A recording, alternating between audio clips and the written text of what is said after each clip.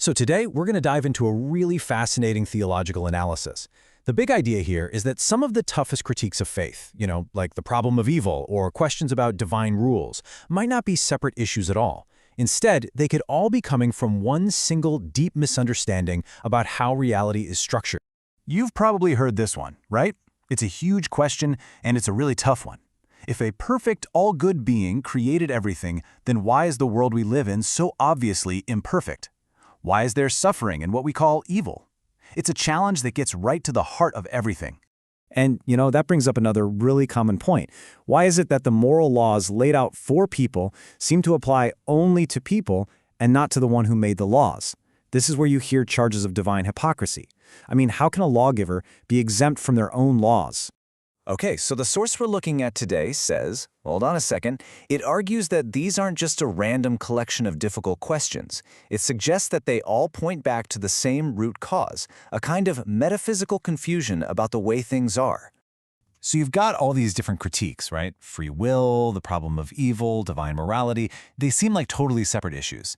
But the analysis we're diving into today, it connects them all. It suggests that underneath each of these critiques is a single, hidden assumption that actually goes against the internal logic of the texts being critiqued. So, what's the big secret? What's the key that unlocks this whole thing? Well, the source proposes a core concept. It calls the creator-creature distinction. And it argues that if you can grasp this one idea, you can start to see how this particular worldview holds together in a coherent way. All right, so what does that actually mean? It's the idea that God and creation aren't just different in degree, like one is way bigger or more powerful. No, it's that they are different in kind. They belong to two completely separate categories of being. One is the source of reality itself, and the other is everything that exists within that reality. Okay, let's break this down because this is super important. On one side, you have the creator, who is transcendent, meaning outside of creation, and is the very source of reality.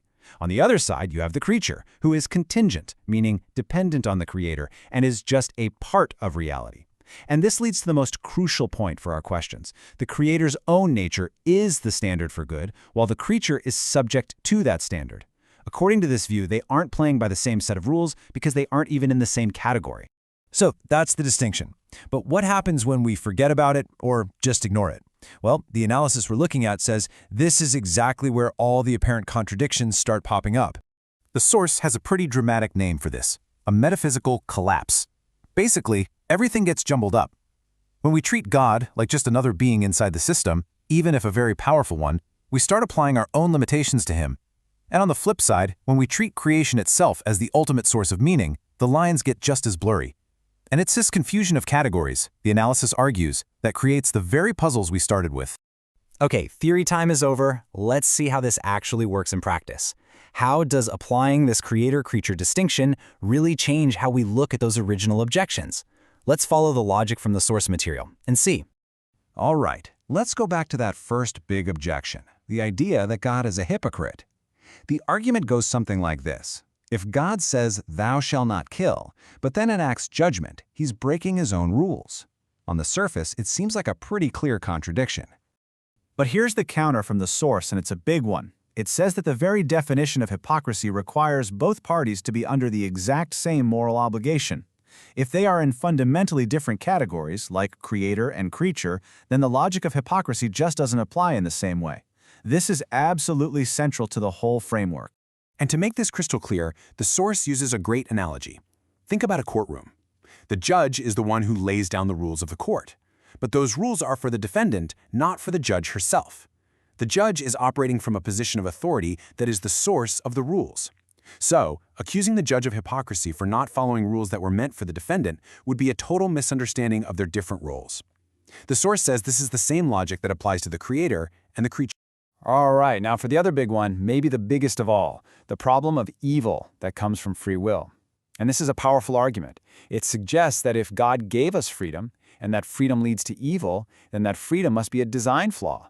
And a design flaw, of course, would reflect pretty badly on the designer. So, you can see the logical chain here, right? It seems to make perfect sense. Step 1 leads to step 2, which leads to step 3, and boom! You arrive at this really stark conclusion. But the analysis we're looking at says, wait, there's a flaw in this chain of reasoning. So this is where the source completely reframes what freedom even means. It's not a bug, it's a feature. In fact, it's a necessary feature for any kind of real relationship or love. And here's the key insight. The perfection of an ability doesn't guarantee the perfection of its use. The author gives an analogy of a perfectly made tool. The quality of the tool isn't negated if somebody decides to use it for a destructive purpose. In the same way, creating perfect freedom doesn't mean creating robots who are programmed to only make perfect choices. Because, well, that wouldn't be freedom at all, would it? Okay, I know what you might be thinking. This all sounds super abstract, right? Like some dusty old philosophical debate. But according to the source, the stakes here couldn't be higher. This isn't just about winning an argument. It's about preserving the very possibility of meaning itself. The author points out that when you get rid of this distinction, when you collapse the categories, like in a worldview where everything is God, you might think you've solved the problem of evil. But what you've actually done is erase the meaning of evil itself. If an act of rebellion is just as much a part of God as an act of love, then the words rebellion and love just become empty sounds. They lose their meaning. And that really gets to the heart of it. This is what's on the line. According to this analysis, upholding that creator-creature distinction is what makes a universe possible where our choices actually matter, where love is a real choice and not just a program running, where the idea of redemption has a purpose, and where good and evil are real, serious categories. And really, the whole argument boils down to this one powerful idea from the source. It's a plea to say, look, if you want to understand or critique a worldview, you have to first try to engage with it on its own terms. You have to use its own foundational categories, or you risk talking past it entirely. So that leaves us with a pretty big question to chew on. Whether you find this analysis persuasive or not, it really shows how one single, often hidden, assumption about the nature of reality can completely change the way we see everything else. It's a challenge to all of us to look for those foundational ideas, the core categories that might be shaping our own questions and our own answers.